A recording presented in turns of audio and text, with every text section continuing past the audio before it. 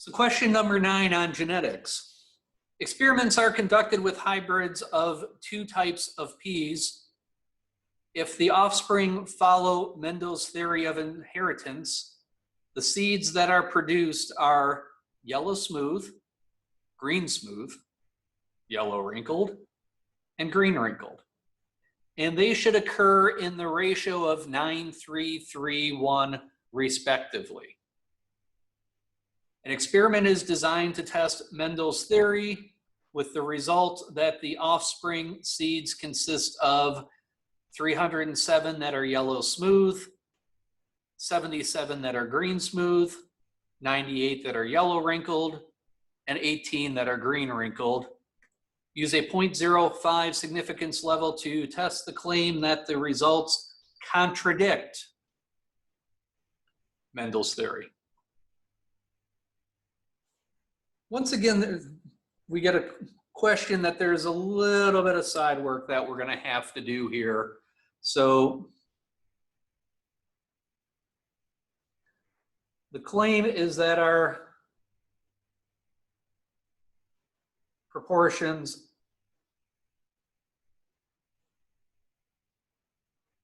are not consistent with Mendel's theory,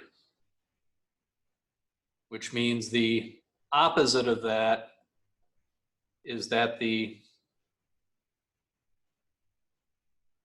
proportions are consistent with Mendel's theory.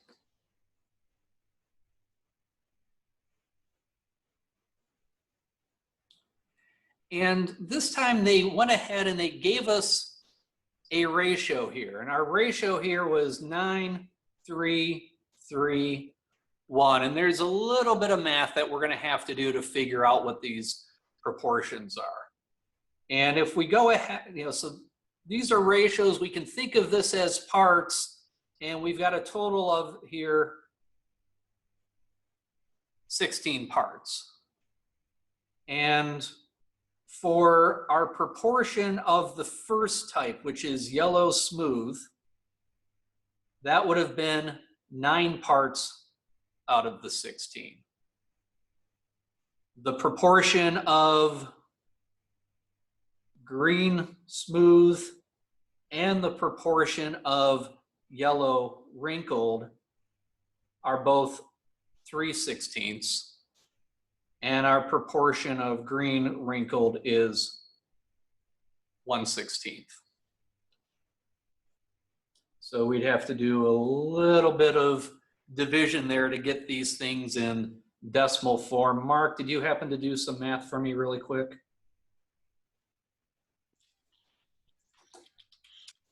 Nope, thought you had it, but I will in just 1 second.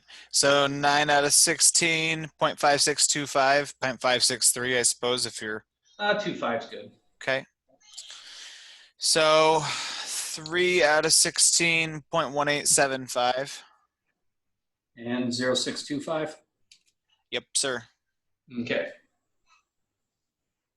And I actually intentionally put this question in because it had the most work to do of anything there. Sure. So now we got actual values for our proportions here. So our proportion of yellow smooth equals 0.5625.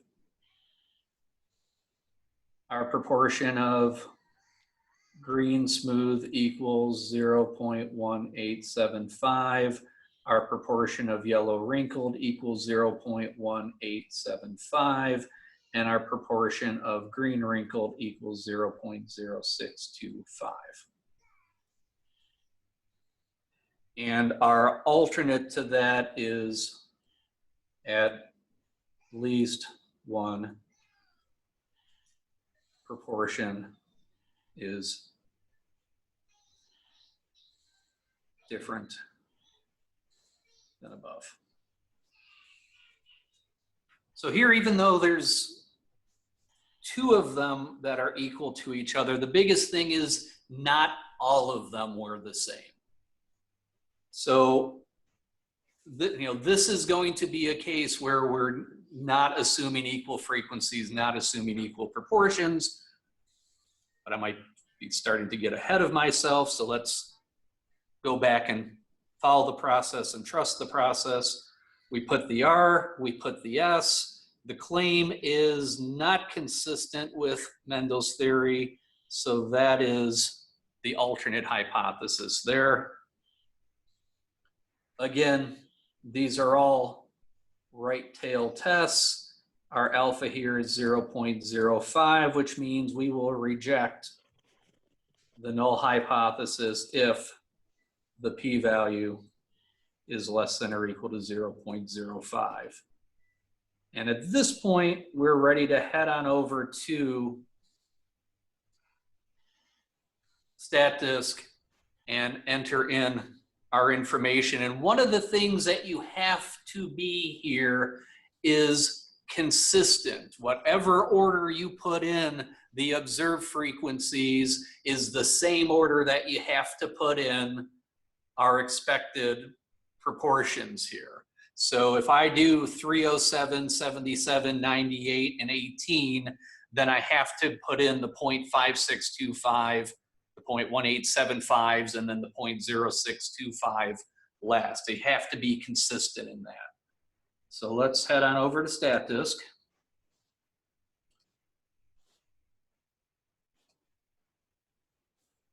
So we have 307, 77, 98, and 18. And then to match them up, 0.5625, 0.1875, and 0.0625. And these things better add up to 100% or 1. So now, analysis, goodness of fit, and because not all four categories had the same proportion, we had different numbers, unequal expected frequencies. Our significance level is where we want it. We entered our expected frequencies as proportions. And now let's see, our observed data is in column 3, our expected data is in column 4. We can hit evaluate and we can hit plot. And what we see here is our test statistic. The blue vertical line there falls off in the tail. It is beyond the critical value there. Taking this back to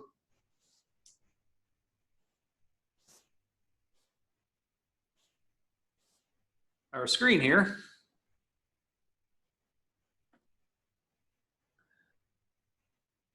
Our chi-square there was 11.161. Our p-value is 0.0109. 0.0109 is less than 0.05, so we reject the null hypothesis. And when we reject the null hypothesis, we have the evidence. So we have sufficient evidence to. What's written in purple there comes directly from rejecting the null hypothesis. When we go to continue our conclusion, we have to head back up here to see how we're going to phrase about the claim.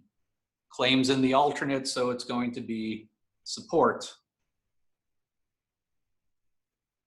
the claim that. And then our last bit of this is to just copy paste what the claim was, that the results contradict Mendel's theory.